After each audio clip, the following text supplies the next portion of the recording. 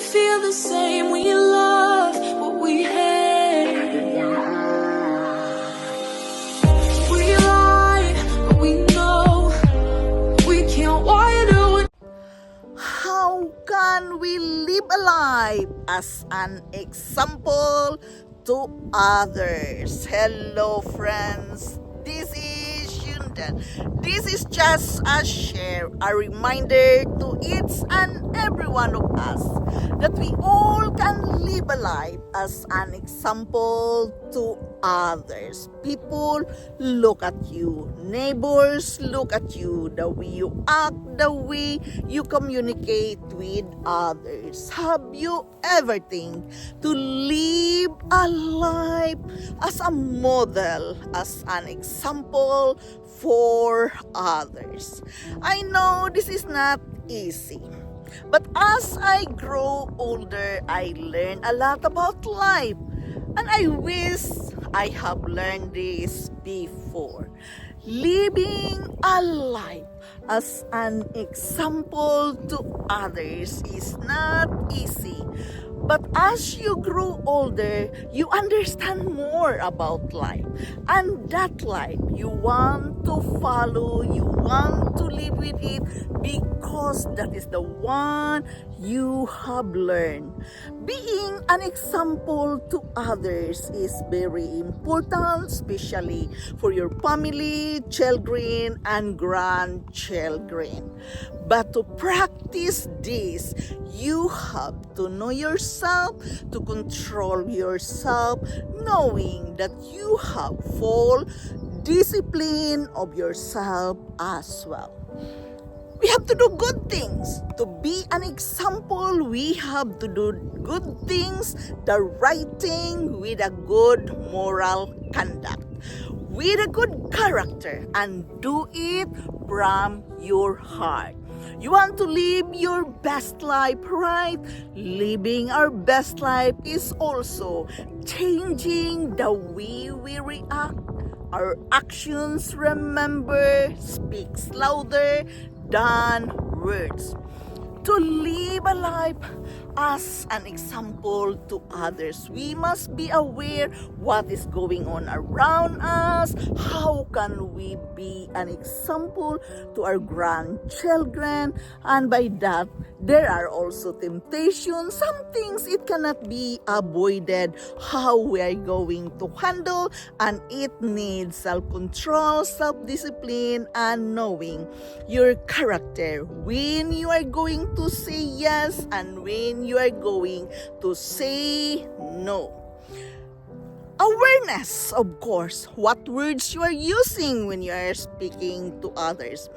What action you are showing to others when you are having that changes in yourself. You want to have changes, and that you have to control yourself. Yes, before you do this, you have to write down your negative actions and your positive actions about your character, so you know what you are going to change. I am sharing this with you based on my spiritual lifestyle. Living in a spiritual lifestyle is not always easy. I am not perfect. I am still working with myself, and I am sharing this with you because I wish I have learned this before. But as I grow older, I do the research, I do the reading. Now I learn that there are so many things I needed to change in my life in order for me to feel good, in order for me to understand more, in order for me to live a life as an example for others, especially with your children and grandchildren. Yes, our positive actions, it reflects a lot of our personality. Being silent, really, in my older days, being silent is very important. That it's better to be silent than to talk so much when you are working with this matter, knowing that you don't like to offend others. It's more on awareness and understanding, and as I do my reading, it is about love really. Who you love. Loving ourselves and showing ourselves to others by the love of Jesus Christ. We have to love people to Jesus. When we are doing that, love is a very important thing.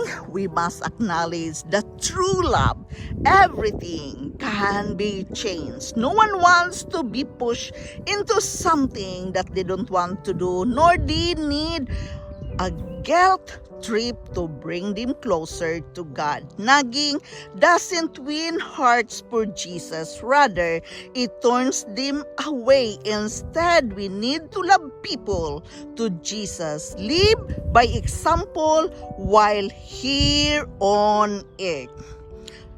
Jesus wasn't begging people to serve him. Instead, he just loved them, and crowds follow him everywhere. He went by beholding, we become changed. If your friends and loved ones observe your daily walk in Jesus, that will do more to win their hearts for heaven than a forced Bible study. Show your action. Your actions speak louder than words. We need to remember that we are not the Holy Spirit. Only God can change our heart. We need to trust our loved ones to the only one who can save, and that is Jesus Christ. When you love Jesus, it shows to your actions, it shows to your behavior. When you do that and really let go, our burden is lifted. We can accept God's gift of joy and live our life fully and completely surrendered. Living by example is a powerful soul-winning tool for Jesus. As it says in 1 Timothy 4:12, let no man despise thy youth, but be thou an example of the believers in word, in conversation, in charity, in spirit, in faith, in purity. In all things showing thyself a pattern of good works, in doctrine showing uncorruptness, gravity, and sincerity. Therefore ye eat or drink whatsoever ye do all things to the glory of God. Because when you love God, you know how to love other people as well, and you are showing love to others by your actions. This is my commandment, as it says in John 15:12, do ye love one another, and I have loved you. Psalms 147:10-11, he taketh my pleasure in the legs of a man. The Lord taketh pleasure in them that fear him, in those that hope in his mercy.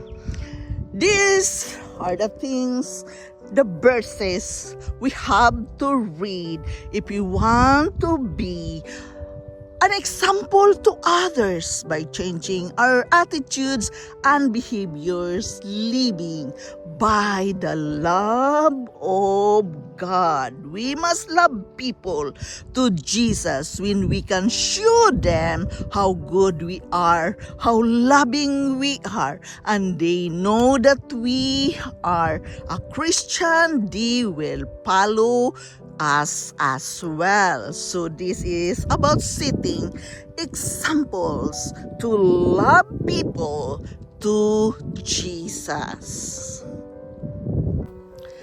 Yes, action speaks louder than words, and that we have to be aware all the time. When you are full in love and you know that you are a Christian, being loved by God, being loved by Jesus, it reflects your actions, it reflects your behavior, and your self-control and awareness really shows to others.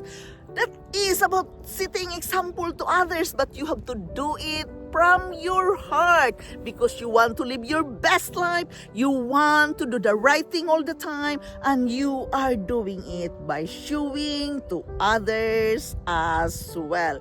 It reflects what you feel, what you're doing, what your actions to others, and they will follow you because you are showing a good character to others. This is just a share of my spiritual lifestyle, and I hope you fully understand that each and every one person is different from one person to another, and our attitude and actions and are different as well, and that we have to understand. I am not perfect. I am still working with myself, and through my reading, I am sharing this with you. This is Yundel. Thank you for listening. Thank you for stopping here in my channel. I am very grateful to each and every one of you supporting me here in my life journey.